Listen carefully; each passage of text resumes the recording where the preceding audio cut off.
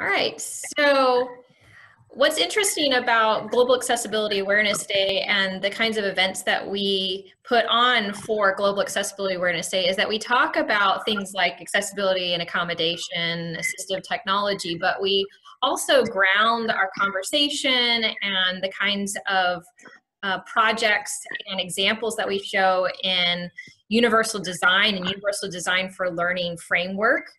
And so Betsy's going to tell us a little bit about what that means and how that might look in the context of handmade teaching materials. And so I'm going to turn over my mic and screen sharing and everything over to Betsy Dalton.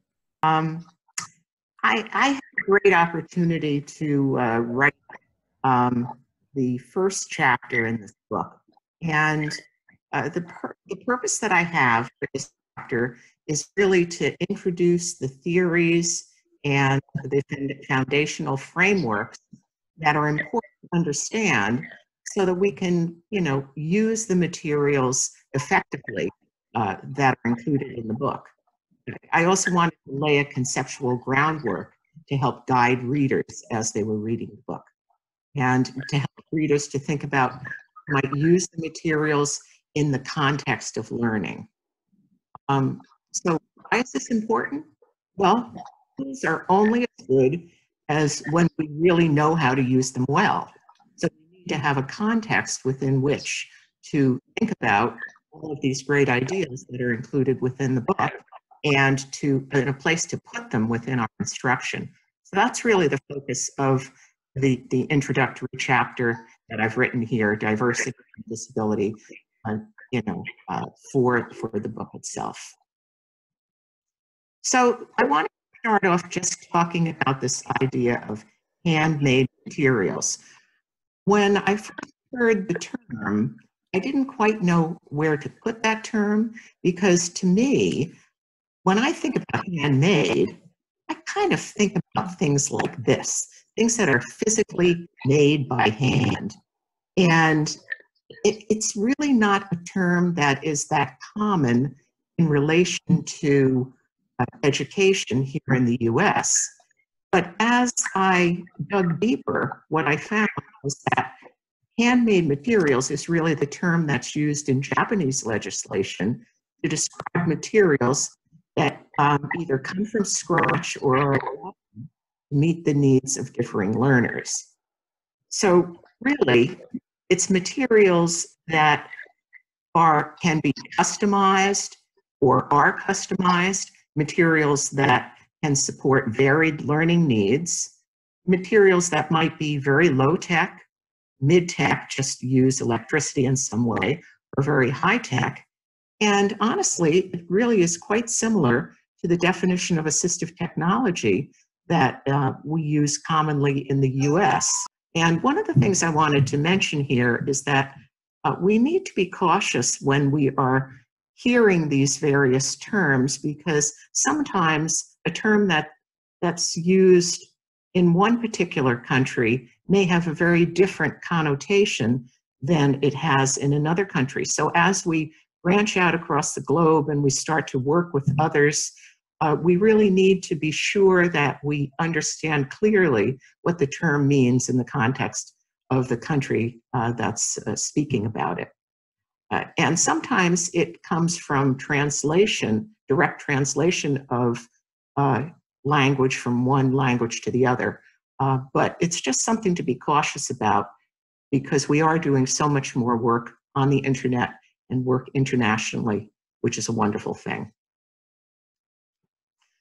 These are the chapter objectives that I have. First, to understand the legal and educational foundations for diversification of instruction. Then I talk about 5 current frameworks, and then and I also talk about universal design for learning, and then identify specific ways to diversify those frameworks using the curriculum design model from CAST, which incorporates goals, strategies, materials, and assessments. One of the things that I discuss in the chapter is the legal background and definition of disability, from the World Health Organization, and the degree of diversity that exists within the term disability. Because when we're talking about diversification of materials, or using, creating different handmade materials, we're talking about different materials for someone who's blind and someone who is unable to speak and someone who might have a specific learning disability. So we always need to keep that in mind, that within the one particular term, there might be a whole range of variation that we need to consider. And many of these frameworks, including Universal Design for Learning, are ways to take that into account and to integrate it within the framing of our instruction. In this first section, I also discuss the term assistive technology and what it is. But I think what I'd like to do is not go too deeply into those things, but to move right into the frameworks that we have, because you can read about all that information in the chapter. This is a slide that I've actually developed over the years, because when I was working with CAST, one of my questions was, how does Universal Design for Learning relate to the other things I grew up knowing as a special education teacher? And here you can see the umbrella with UDL, and I really view UDL as kind of an umbrella concept, an umbrella framework that helps us to embrace the many other approaches that are out there, and really to implement them. And the first one is Carol Tomlinson's differentiated instruction. Then we have Fernald's old VAKT method, multisensory instruction. Every special education teacher in America and probably across the world has learned that particular approach. There's multiple intelligences by Howard Gardner, and of course Bloom's taxonomy of learning. I also thought about how Universal Design for Learning relates to the implementation of various laws. These are laws specific to the US, but it would also, relate to laws in other countries. Then, of course, we have the concept of mastery learning, also by Bloom, and brain-based learning by Kane, and then understanding by design by Wiggins and Mateague. And this is not a fully complete list. There are other frameworks out there, but these are just some of the key frameworks that I thought about in relation to Universal Design for Learning. And the ones that are highlighted in color there, in that kind of brown color, are the ones that I've talked about in the book. But here you can see that Universal Design for Learning, from my perspective, is really a way to be able to address and integrate all of these ideas into our instruction. This is a graphic of Universal Design for Learning that was developed by a dear friend of mine, Don Glass, who was also a fellow at CAST, and his colleagues. And I like this graphic because it really highlights the three major things about Universal Design for Learning. It shows us that Universal Design for Learning as a learning framework, as a curriculum design framework, is based on three primary neurological networks, ways that the brain learns. It's based on the recognition network, the strategic learning network, and the affective network. And what happened was that CAST, which is short for the Center for Applied Special Technology, back in the 1990s, was working. It was actually a center for assistive technology that was working with students with disabilities, and they were looking for ways to reach all of the students that they were working with. And they started thinking about, this idea of universal design, which is an architectural concept. And then they started thinking about, okay, how can we relate this to education and to how students learn? So from there, they went into the neurological research and they identified these three learning networks. And from those networks, and what they had learned in their research, they developed the 3 core principles of UDL: multiple means of representation, multiple means of action and expression, and multiple means of engagement. And since that time, they've built out the concept of universal design for learning tremendously. They've developed full guidelines for all of the core principles, and in the guidelines, checkpoints and materials and all types of supports to assist people in using UDL. And you can see here that really multiple means of representation is the what of what we're teaching. Multiple means of action and expression is really the how we do it and how students do it. And then multiple means of engagement really relates to the why of learning. This is the newest graphic of the UDL guidelines. There have been many versions. This is the latest one. You can see the link down there to the UDL theory and practice. It comes from their latest book. And you can see that in this organization, we have the principles at the top, and then below it, the various guidelines for universal design for learning, and then the various checkpoints that help us to think about implementing it. I know it's difficult to see on the slide, but if you go to the CAST website, which you'll be getting the link later on, you'd be able to view it much more clearly. And but the key thing about universal design for learning is to understand the main core principles.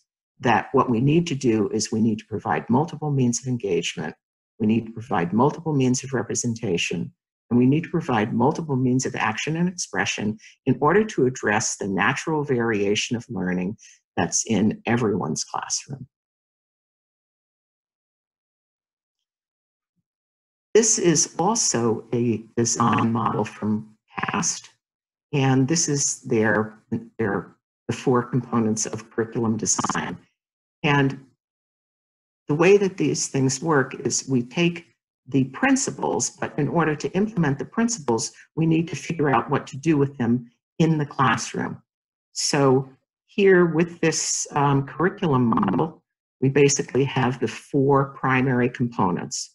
We have the goals that we would follow, the instruction or methods, the materials, and the assessment or the outcomes. And I use this framework in the chapter to explore UDL as an example of how educators can diversify and broaden their instruction to design and address the wide variety of students' needs and interests. First, we always want to begin with the goals. And often these goals come from educational standards. And many times, these standards need to remain the same for all. There are some exceptions to this, which exist.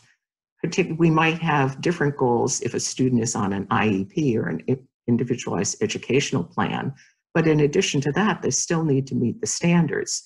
So the goals stay stable, but it's these 3 other areas where we build in variation. We build in variation in instructional methods, in the materials to support learning, and in the ways that students can show what they have learned through various assessments to determine how each student is able to achieve the goal through these varied means that we've provided through instruction and the materials.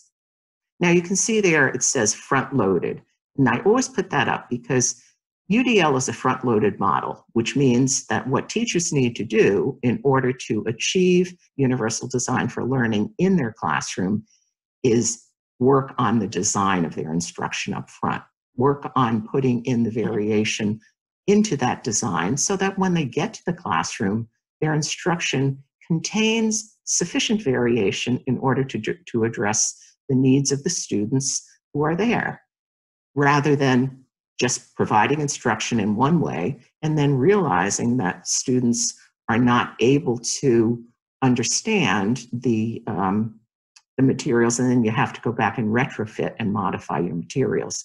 So this is doing that up front.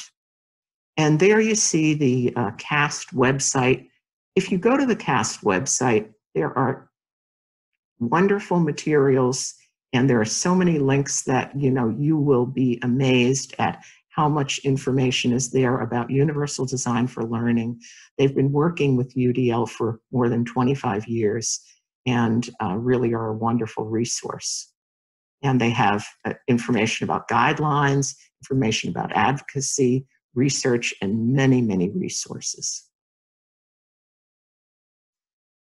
Now, in this slide, I just want to talk a little bit about what I've done in my chapter, which is to take those theoretical ideas, particularly through the lens of UDL, and to provide a number of examples of how that might look. So I just pulled from the chapter a few of those examples, such as let students choose how they will access materials, perhaps in print, in audio, through video media, or perhaps using a digital tool or application.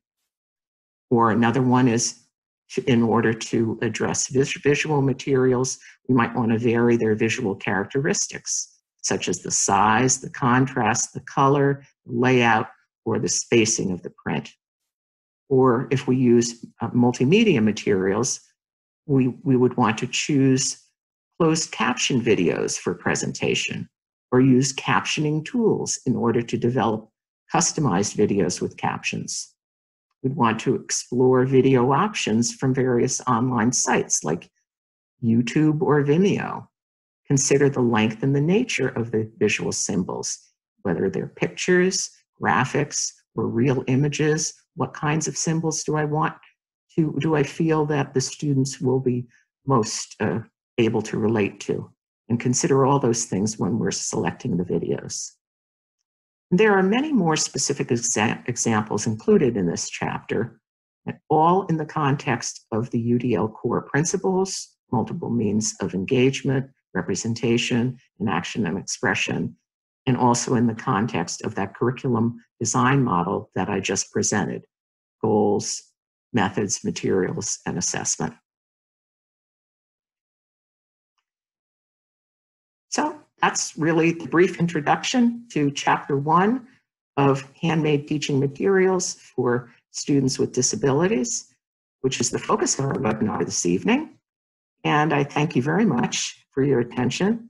And now I'll turn it over to Susie Gronseth, our host, for the next presentation.